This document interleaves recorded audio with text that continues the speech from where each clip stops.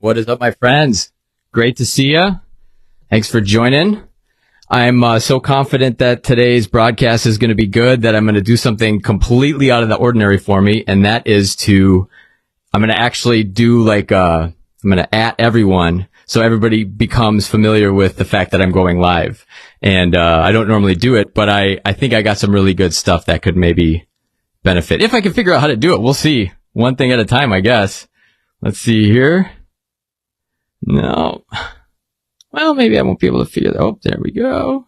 Yeah, @ highlights.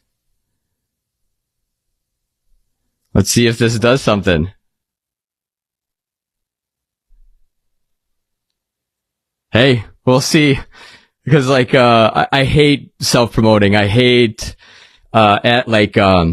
imposing myself on anybody or anything, because I know how much I hate it when other people do that for me.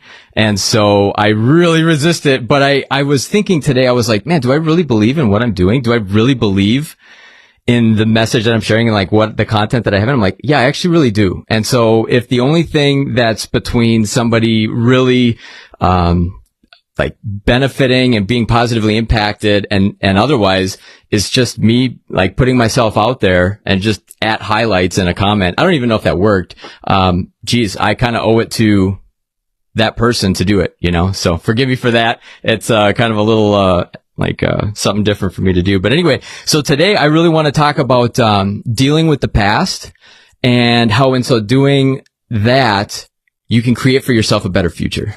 Because guess what? If you don't deal with the past in a healthy way, you're not going to be able to create a different future for yourself. Because if you always do what you've always done, you'll always get what you've always got. All right. And in order to change, you have to disrupt those same patterns that have been maybe not working out well for you. And those patterns all start right there in the mind. And because here's the thing, I shared this quote the last time: watch your thoughts, they become your words. Watch your words, they become your actions. Watch your actions because they become your habits, and watch your habits because they eventually become your destiny. So it all starts with your thoughts. Do you realize that every single thought you have has some sort of electrical charge to it that's going to stimulate your body in a certain way physiologically that's going to be either positive or negative?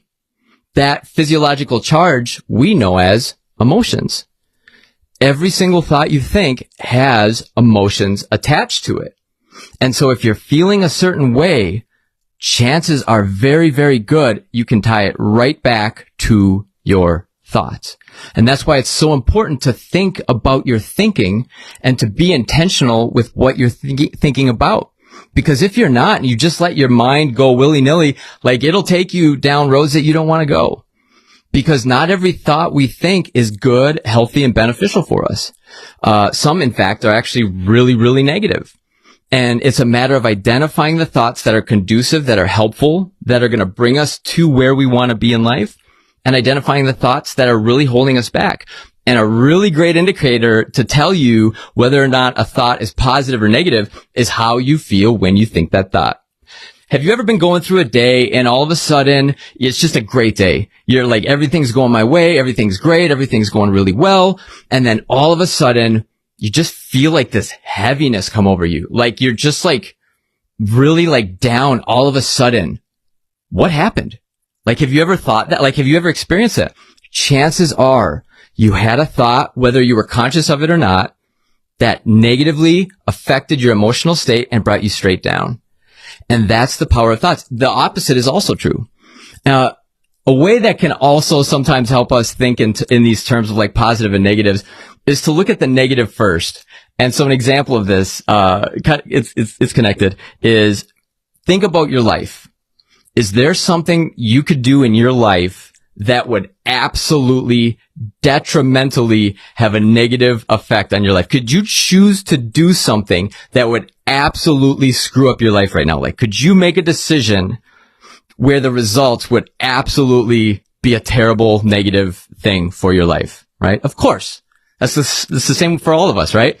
But now, if that's true, have you ever thought about the opposite? That it's possible to make a choice today that will have absolutely irrevocable positive benefits for your life going forward. Because see, the thing is, we always think about all the negative things that we could do that could go wrong, that could, lead us down paths that we don't want to take and make us miserable. But how often do we think of its polar opposite?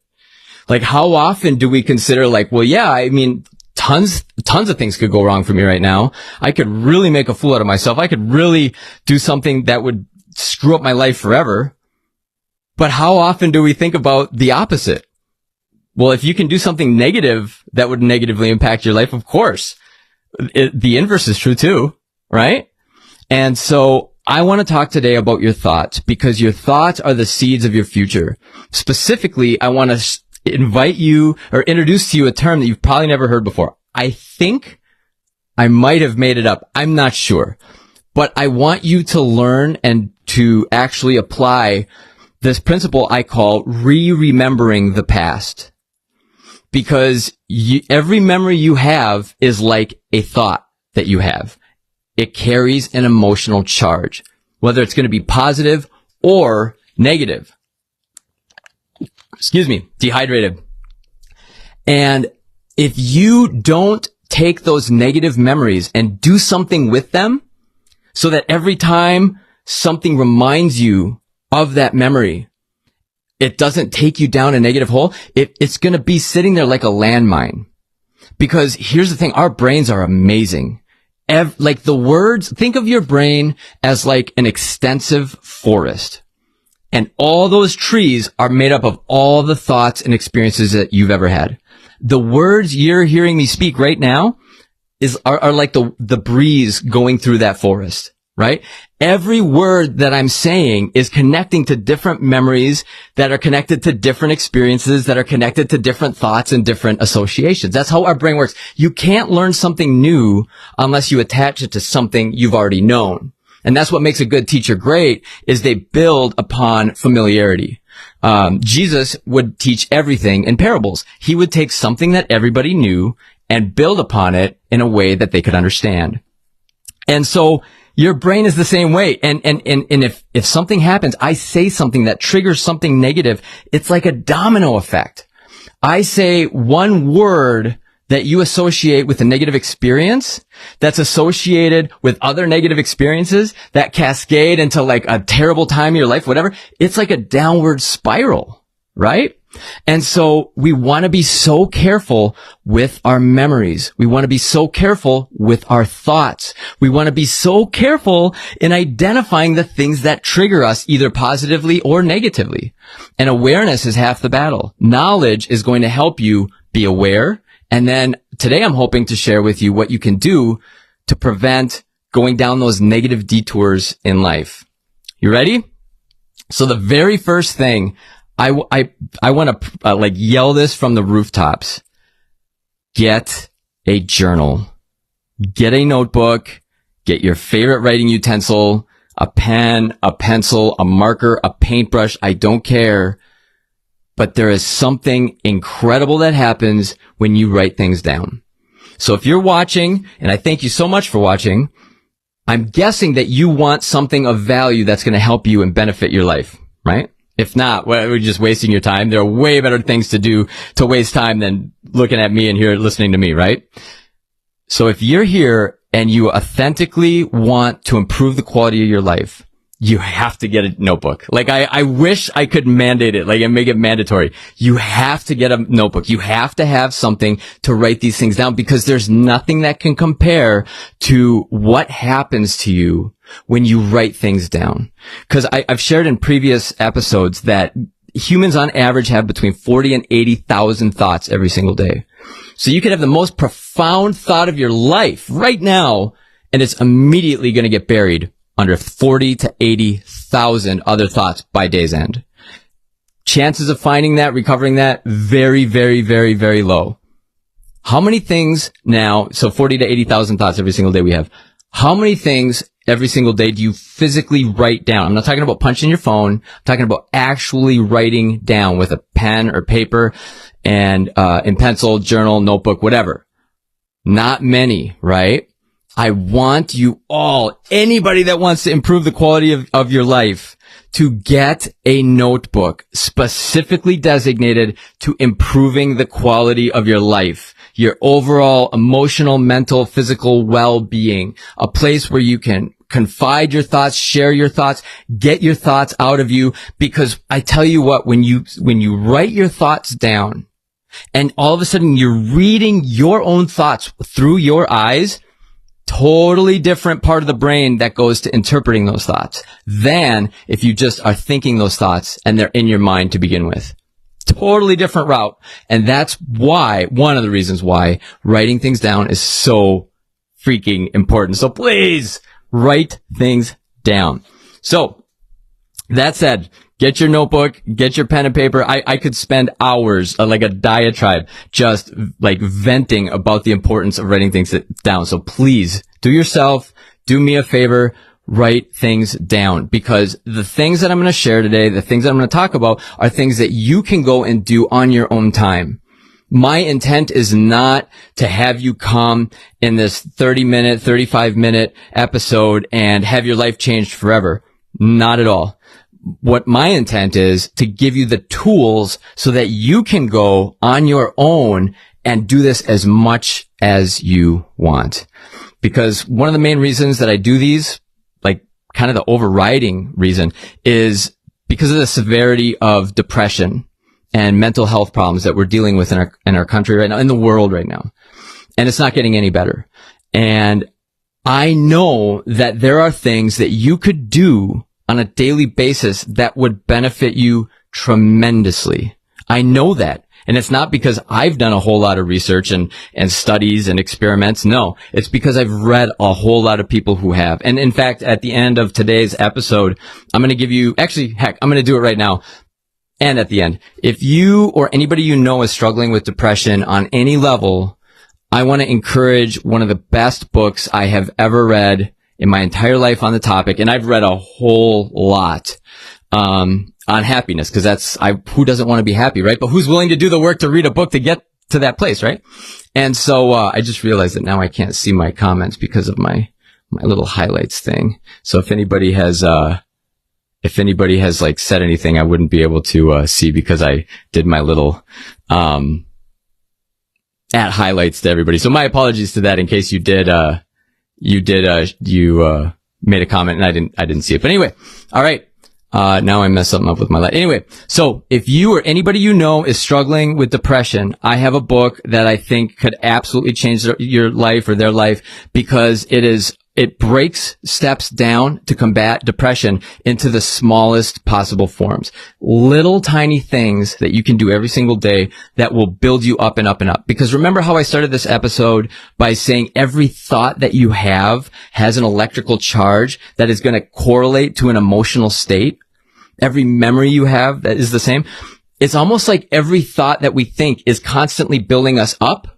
It's like a virtuous upward cycle, or it's bringing us down. It's a negative downward spiral. And anxiety and depression and mental health is a series of negative spirals that it's like a snowball. It just builds on itself and it gets worse and worse and worse and worse. So the book that I'm going to recommend is The Upward Spiral. I think that's backwards, but maybe I can go back and add it, but it's called The Upward Spiral. It's not thick. It's not a huge book. And it's by, Alex Korb, PhD, forward by, Daniel Siegel, who is one of my favorite psychologists. Absolutely powerful. It gives you step by step processes, things that you can do every single day to improve the quality of your mental health. And guess what?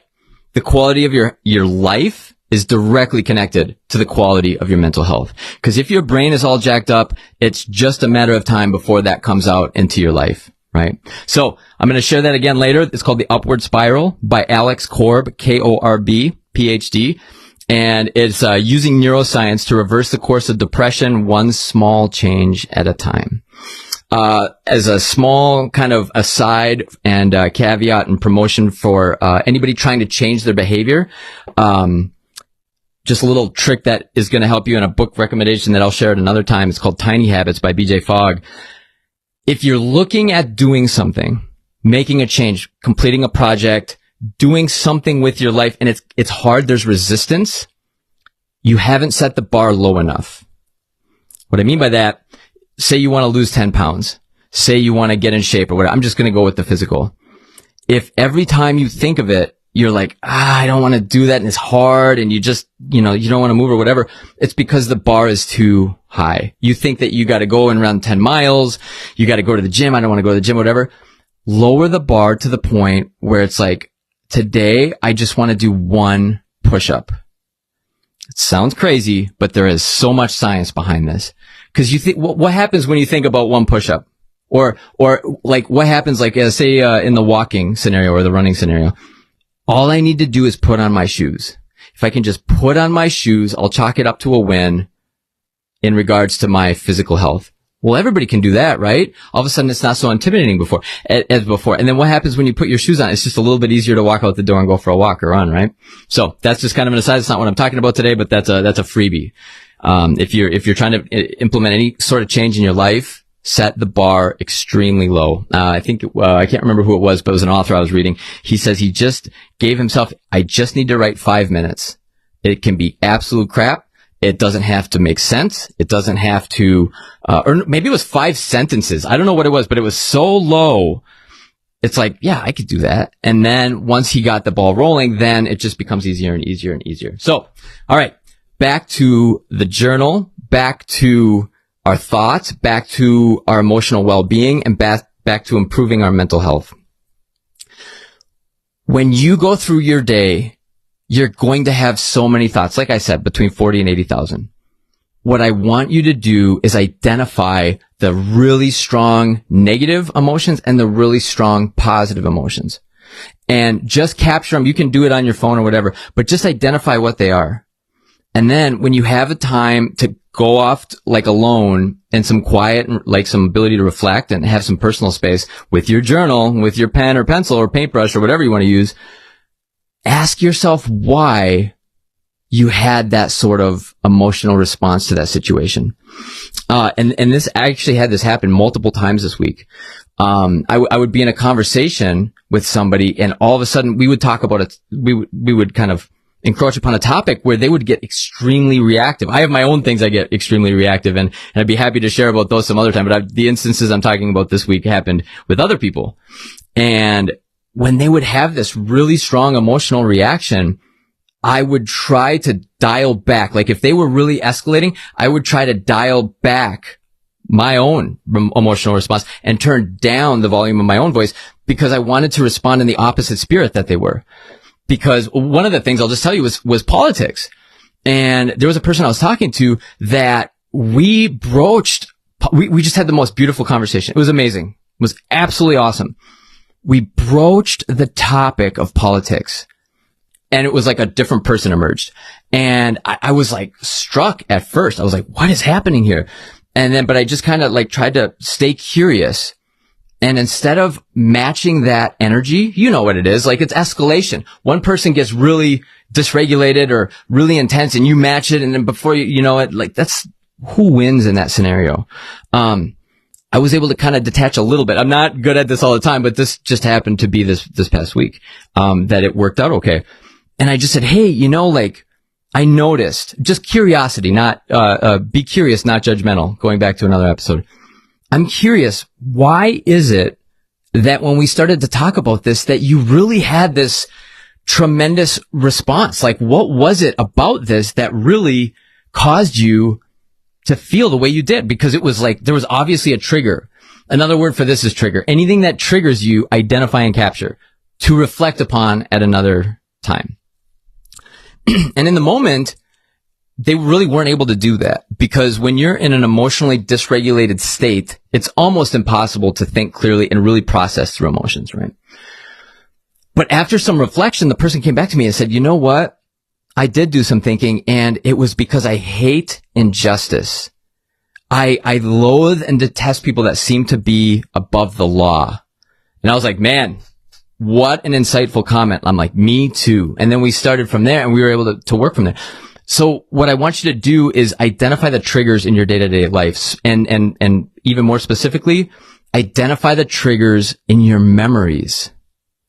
Because I don't know about you, but the older I get, the easier it is to look back. Right? And like, especially when you talk to somebody who's really, really old, like the vast majority of their life is behind them. Right? It's really, really hard to look forward when you're older. And the older you get, the easier it becomes to just keep looking back. But guess what? You can't drive a car through the rearview mirror. And unfortunately, a lot of people go through life trying to drive forward and wonder why they keep getting into wrecks. And it's because they look through the rearview mirror. So what I want to teach you to do today is to look back in a way that's helpful to you. And this is, I call it re-remembering your memories. When you have a memory that comes up, that's like a really negative thing, a really, really negative experience, and it turns your stomach. Like you're like, oh, like that sucked. That was terrible. That was an embarrassing time of my life. That was a horrible time of my life. I would never wish anybody could go back to that. Or I would never wish that on anybody. That's when you want to capture it and ask yourself, it's called the 7 whys. And this exercise you can do with absolutely anything. It's an amazing practice. I call it the 7 whys. And it's ask yourself why 7 times. And it's amazing how you can get to the root of absolutely anything by having enough patience and intentionality to get to the bottom of something. You have a strong response in your memory. It's just, it grates against you. It's just like, oh, and it puts you in a negative emotional state. It gets you upset. It gets you frustrated. It gets you angry. It gets you depressed. It gives you anxiety. Whatever it is, capture it and sit with it and ask yourself, why am I feeling this way about this memory? Sometimes it's easy. Sometimes it's really easy. Well, at that memory, I was being abused physically, emotionally, verbally, whatever. Obvious. That sucks, right? But you have to sit and identify the thing that's giving you that emotional trigger. Because if you don't, do you think that's just going to magically disappear? In fact, if you really want to go one step further, you can't just erase memories. You can try to replace them, but that's not even healthy because nature abhors a vacuum. What you want to do is you want to take those same memories and remember them in a way that's helpful, that's beneficial, and that's going to help you get to where you want to go in life instead of allowing those memories to constantly get triggered and trip you up. Because that's really what happens most of the time. You're going about life, everything's going great, all of a sudden you remember something that's really negative, and boom, you're right back to where you were 5 years ago, struggling with the same things that you were dealing with a long time ago, and it's because you never dealt with that memory. And so in a way, I'm not a big proponent to just go all the way in the past and just sit there. But I am a really big proponent in going with these things that cause such triggers or anxieties or depression or whatever, and identifying them, sitting with them, and asking yourself why you're feeling that way. And if you do have an experience that's like a really traumatic memory, something that's really, really, really negative, what I want to challenge you to do, and this is the hard part, this is the real hard part, is to sit with that memory, and after you've identified why it is negatively affecting you, why it is bringing just these negative emotions of whatever they are, after you've identified that, the big question, the $1 million question is, how can I remember this differently so that it doesn't continue to bring me down? How can I remember this in a way that's going to benefit me and help me move forward in my life? Because if there's one thing about life, my friends, it's the power of hope. Hope is the fuel that drives us forward in everything. As soon as you lose hope, you essentially lose your will to live. You lose your, the power of life. Hope is one of the most powerful things on this planet. One of the greatest books on this topic, and I think I just shared it in my last podcast, was Man's Search for Meaning by Dr. Viktor Frankl. He was a Holocaust survivor and a psychologist at Auschwitz. He could tell almost to the day when somebody was going to die. The previous day, it was the day that they would lose hope. And as soon as that light of hope would leave their eyes, he knew it was just a matter of time. And that is the most extreme example from Holocaust survivors. But it's the same with us in our everyday life. Because we're constantly telling ourselves a story, not only about our memories, but about our future. And if our memories are such that they're holding us back from our future, nothing good is going to come of that. They're essentially a lead weight while we're trying to run this race of life, right? What you want to do is learn to turn them into jet fuel. You want to turn them into something positive, and everybody's different. You are the only one that can really get in there and find something that's going to be beneficial and helpful to you in moving forward in your life. Okay, I can't believe how fast time goes. I started a little bit late, but the last thing I want to do, something a little, I might lose a lot of you. I appreciate you guys so much for watching. Thank you. It's an honor to have you spend time here with me watching. Your time is the most valuable resource you have on planet Earth. And the fact that you would choose to spend it with me in hope that I have something to offer is humbling beyond anything I can describe. So thank you from the bottom of my heart so much for your time, for watching, for believing in me, essentially. Because if you didn't believe in me, if you didn't believe that I had something to offer, you wouldn't be here. So I appreciate that. Thank you so much, truly. So, that being said, I think that you believe that I might have something of benefit to offer. When you get to the point with these memories that keep causing you to stumble, I want you to sit with them, with your journal, with your pen, your pencil, your stick, whatever you want to write with, and I want you to ask God what lie you're believing about either yourself, your memory, or the situation that is causing that memory to cause you such harm in your life. Because when you don't deal with your past, when you just try to put it in the basement or bury it or just, it's never going away. It's just not. And if you invite God into any area of your life, not only is it possible to have in 1 minute more of a positive, beneficial outcome than 100 years in therapy, but you open yourself up to something way beyond yourself, and it's incredible the good that can come of it. And so lastly, in dealing with your memories, you want to deal with your future. And how to do that is in the same way. You look at your thoughts and you ask yourself, what is it that I'm believing about this that's either giving me hope or taking hope away? That's making me have more positive energy and encouragement and inspiration for the future, or it's dragging me back.